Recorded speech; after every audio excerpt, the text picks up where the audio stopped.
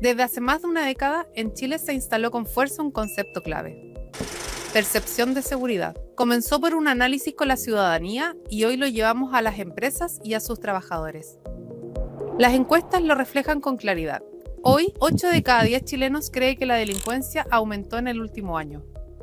Pero la pregunta es, ¿esa percepción refleja la realidad?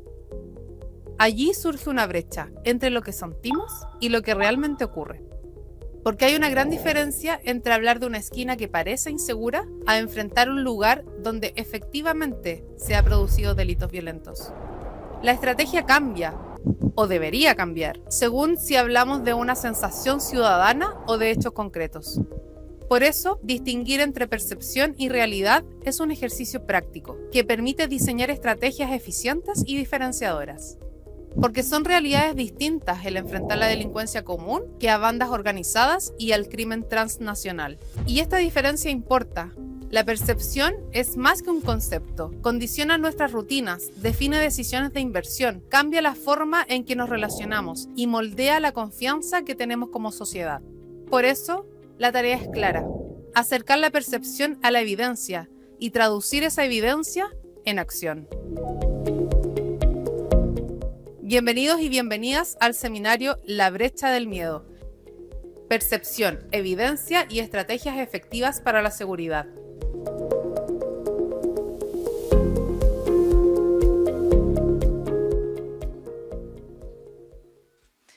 Muy buenos días. Queremos darle la bienvenida y agradecer su presencia en este seminario que, como se dijo, es titulado La brecha del miedo, percepción, evidencia y estrategias efectivas para la seguridad, organizado por Alto y la Escuela de Gobierno de la Universidad Adolfo Ibáñez. Para dar inicio a este seminario, invitamos al fiscal nacional Ángel Valencia, quien abrirá esta actividad.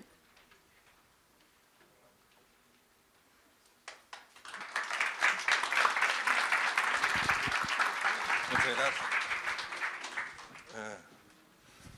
Bueno, buenos días, tengo que romper el hielo, eso no es, tengo que telonearme yo mismo, o bueno, más bien, tengo que yo telonear. A propósito,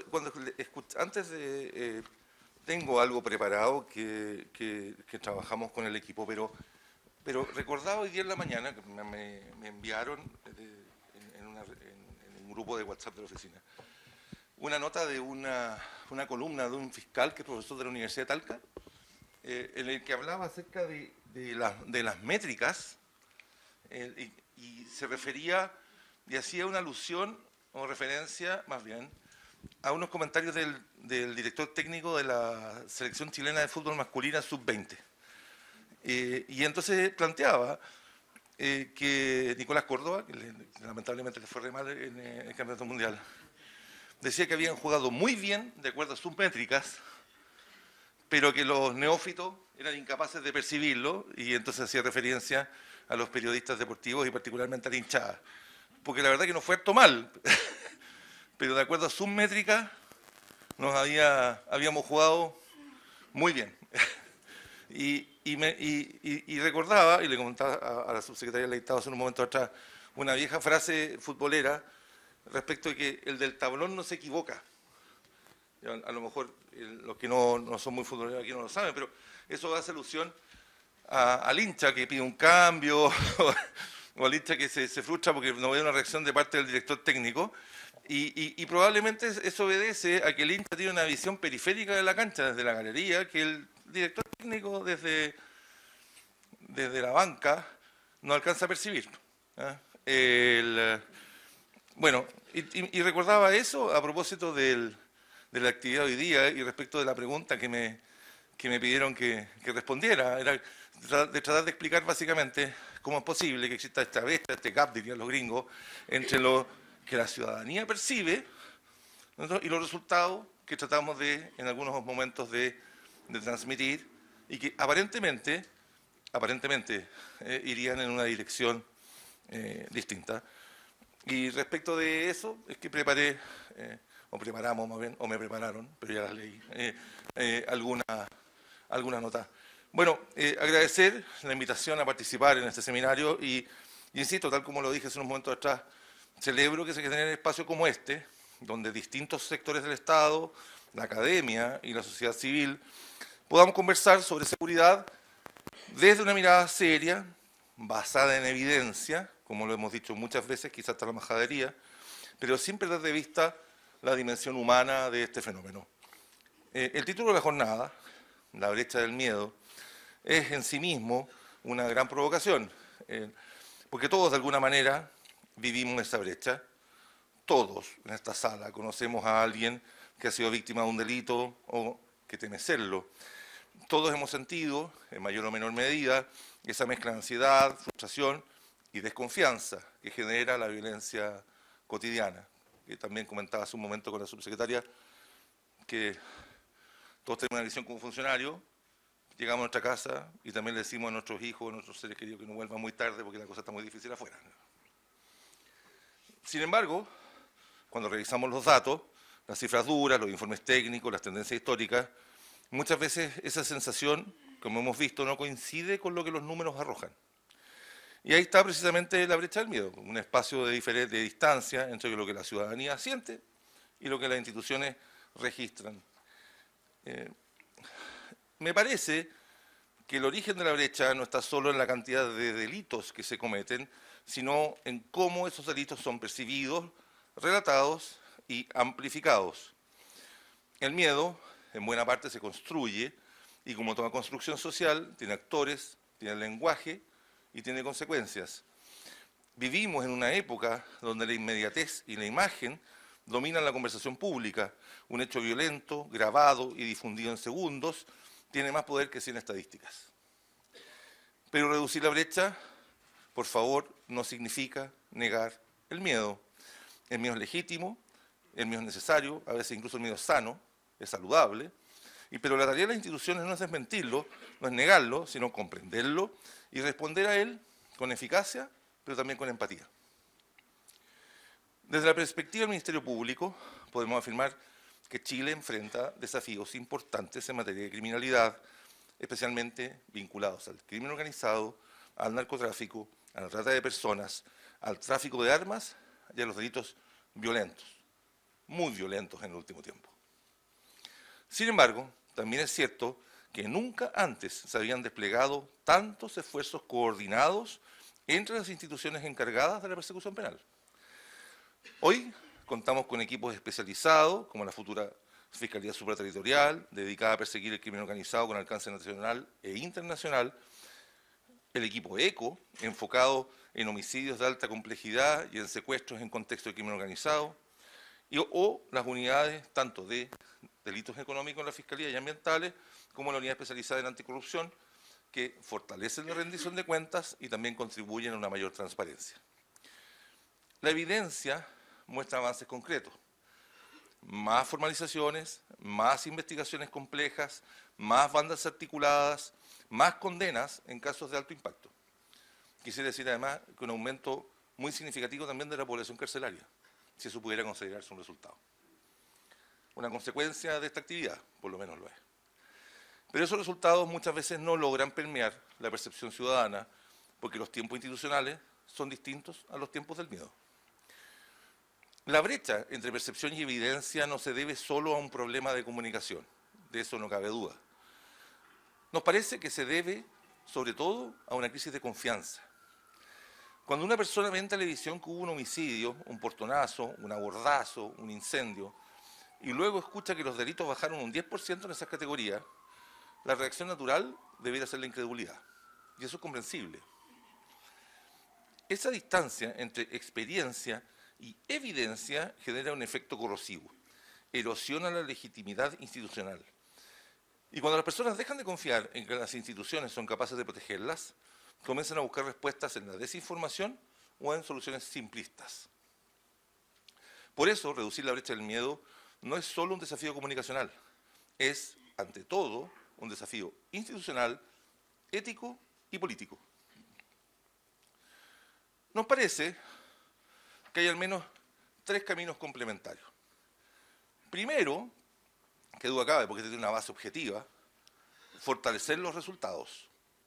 Las personas necesitan ver que las instituciones funcionan, que hay investigación, sanción y justicia, que el delito no paga, que el crimen no paga, que reducimos la brecha de impunidad. Cada caso resuelto contribuye a reconstruir la confianza. Segundo, comunicar responsablemente. No basta con tener resultados si no somos capaces de explicarlos. Las instituciones debemos informar con transparencia, sin triunfalismos, pero tampoco con dramatismos, y, no cabe duda, con claridad y rigor. Y tercero, coordinar al Estado. Los agentes del Estado, las instituciones estatales, las instituciones públicas, tenemos un deber de coordinación y de cooperación ineludible. La seguridad no es responsabilidad exclusiva del Ministerio Público ni de las policías. Es una tarea compartida con los municipios, con el Servicio de Impuestos Internos, con aduana, con las instituciones asociadas a las municipalidades, también con el Poder Judicial y con todos los actores que inciden en la prevención, la rehabilitación y la reinserción. Ahora bien, no podemos olvidar que detrás de las cifras hay personas. Cada víctima tiene un nombre, una historia, una familia, y el miedo a esas personas es el punto de partida de cualquier política pública seria. En el Ministerio Público hemos trabajado para fortalecer la atención a víctimas y testigos, no solo como un deber procesal, legal y constitucional, sino como una responsabilidad humana y ética. Asimismo, debemos reconocer el rol de los medios de comunicación. Los medios son esenciales en una democracia, pero también tienen una enorme influencia en la manera en que se percibe la inseguridad. Podemos pasar del deber de informar a la industria del terror o la industria del escándalo. Por eso es clave avanzar hacia un pacto de responsabilidad informativa donde se privilegie la veracidad y el contexto por sobre la espectacularización del delito. Reducir la brecha del miedo implica también educar. Educar en el valor de la evidencia, en la comprensión del sistema de justicia, en el valor de la democracia, en el respeto por el debido proceso. Debemos volver a enseñar que la seguridad no es un producto que se compra, sino un bien público que se construye entre todos. Y que el Ministerio Público, las policías y los tribunales no son enemigos de la ciudadanía, sino sus garantes. El miedo tiene también consecuencias políticas. Divide, polariza y erosiona la cohesión social. Por eso, trabajar por la seguridad no es solo una tarea técnica, es también una tarea democrática. Cuando la ciudadanía percibe que la justicia actúa con independencia, que las instituciones no ceden ante presiones de intereses, entonces comienza a creer. Y cuando se recupera la confianza, se reduce la brecha del miedo. Hemos dicho, la democracia no es el problema, la democracia es el camino. La democracia es la solución. Y tal como en Roma alguna vez dijeron Aníbal ad portas, uno podría decirlo a un propio acerca del autoritarismo y insistir, la democracia tiene que ser capaz de resolver los problemas de la seguridad sin traicionarse a sí misma. Nuestro objetivo no es solo investigar delitos, sino contribuir a que Chile vuelva a ser un país donde las personas se sientan seguras, confiadas y orgullosas de sus instituciones. Permítanme cerrar con una idea central. El miedo no se disuelve con discursos, se disuelve con hechos. Pero los hechos, para tener valor, deben ser comprendidos, conocidos y reconocidos por la ciudadanía. Por eso, la tarea del Ministerio Público es actuar con eficacia, pero al mismo tiempo comunicar con humildad. Porque cuando la justicia se ve, el miedo necesariamente retrocede. Muchas gracias.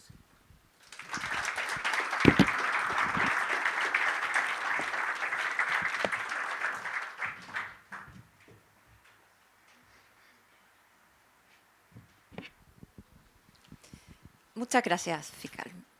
Por razones de fuerza mayor, la subsecretaria de Prevención del Delito, Carolina Leitao, no nos podrá acompañar en el panel programado con posterioridad. En su lugar, participará la jefa de División de Estudios del Ministerio de Seguridad, Natalia Silva. Sin embargo, la subsecretaria Leitao ha querido estar presente en el inicio de este seminario y nos dirigirá unas palabras.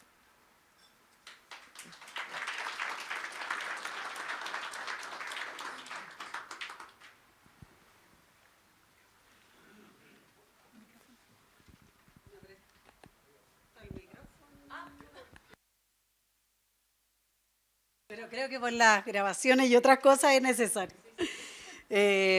Bueno, muy buenos días a todas y a todos. Muchas gracias en primer lugar por la invitación a participar de este seminario, pedir las disculpas del caso. Efectivamente, hoy día tengo que trasladarme ahora ya al Congreso, al desarrollo de la sala de la Cámara de Diputados, y quiero comentar que justamente, y ustedes saben, existe hoy día un acuerdo gobierno-oposición para sacar adelante una serie de proyectos vinculados a materias de seguridad, lo que se ha llamado el Fast Track de seguridad. Y en esa misma línea estamos hoy día aprobando en la sala 3 proyectos importantes. Uno, para fortalecer las capacidades municipales para enfrentar el comercio ilícito, que eso va a la par del proyecto que estamos trabajando en el Senado sobre seguridad municipal. Un segundo proyecto que fortalece las capacidades de los guardias vigilantes de metro para poder intervenir en materias de seguridad al interior del metro. Y un tercer proyecto muy importante, que es el que establece y instala lo que es un sistema vinculado a lo que es la Defensoría de las Víctimas, un sistema nacional, digamos, de protección y de atención a víctimas. Hoy día existe, pero hay este proyecto, digamos, lo que busca es fortalecer este ámbito y obviamente instalar en el Ministerio de Justicia, juntando distintas instituciones en esta materia. ¿Por qué les hago esta introducción?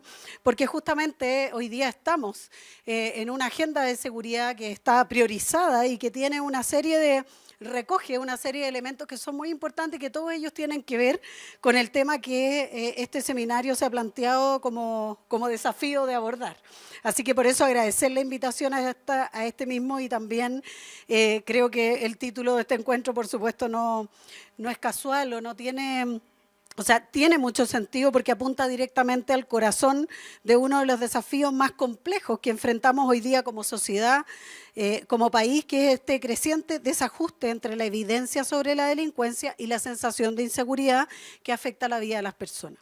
También como Ministerio de Seguridad Pública y como Subsecretaría de Prevención del Delito también reconocemos la relevancia de esta discusión para construir una sociedad más segura y con una visión más informada sobre el delito, la violencia y las maneras en que las personas perciben la seguridad del país.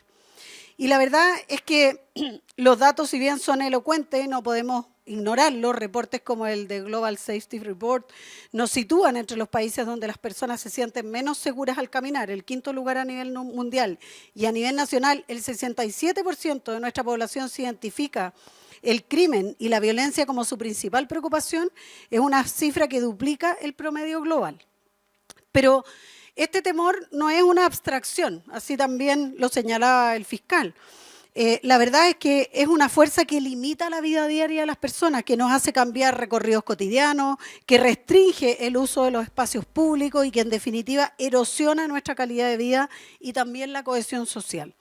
Sin embargo, cuando analizamos los datos de la Encuesta Nacional Urbana de Seguridad, la ENUS 2024, nos encontramos con una discordancia muy relevante, que mientras la victimización por delitos violentos se mantiene estadísticamente estable, lo que obviamente siempre es un desafío y que tenemos que enfrentar, que es un 8,5, la percepción de la delincuencia aumenta a nivel país, sigue siendo muy alta, llegando a un 87,7%. Y aquí yace esta brecha de inseguridad que obviamente nos obliga como Estado a ir más allá de las cifras. Y yo creo que tenemos dos aprendizajes claves para una estrategia que pueda ser integral. Primero, nuestra experiencia en la gestión de seguridad nos ha entregado estos dos aprendizajes, los cuales hoy son pilares que guían nuestra acción. El primero es comprender que la seguridad tiene dos dimensiones inseparables, la evidencia y la experiencia ciudadana. Las estadísticas son cruciales para diseñar políticas efectivas, pero no podemos gobernar solo con aquellas con planillas y análisis estadísticos, sino que también debemos hacernos cargo de ese temor. Entender que detrás de cada número hay una historia, hay una familia, hay comunidades que demandan y merecen vivir seguras y en paz. De hecho, vivir en un ambiente libre de violencia es un derecho humano y por lo tanto tenemos la obligación de garantizarlo. Y el segundo gran aprendizaje es que la seguridad se coproduce en los territorios. La misma encuesta ENUS nos da una pista. Mientras la percepción de aumento de la delincuencia a nivel país se mantiene en un 87,7%, esta disminuye a nivel comunal, llegando a un 74,5%, y de manera más notoria a nivel de barrio a un 50,8%. Esto nos demuestra que las acciones locales, cercanas y comunitarias tienen un impacto absolutamente palpable en la percepción de las personas, y por eso nuestro enfoque es y será empoderar a los municipios, a las comunidades organizadas como coproductores de seguridad. Es obviamente que hay una respuesta que tiene que dar el Estado, hay un nuevo andamiaje institucional y frente a este escenario la creación del Ministerio de Seguridad Pública y del Sistema de Seguridad Pública, cuyo reglamento se publicó hace poquitos días atrás, junto con el despliegue de la Política Nacional de Seguridad Pública, no son solo cambios estructurales e institucionales, son el andamiaje para un nuevo modelo de gestión en seguridad basado en evidencia que busca reducir los delitos violentos, pero también tiene como misión el Ministerio hacerse responsable de reducir los niveles de temor en la ciudadanía. Comprendemos que la seguridad pública es mucho más que el actuar policial o la persecución penal, pero también es prevención temprana, es recuperación de espacios públicos, es reinserción social efectiva, es fortalecer el tejido social y es también una comunicación responsable y transparente con la ciudadanía. Por eso, es tan importante la colaboración pública-privada como parte también de una necesidad estratégica, porque comprendemos que los complejos desafíos de seguridad de hoy son imposibles de abordar desde un único sector. La colaboración público-privada no es una opción, es una necesidad estratégica.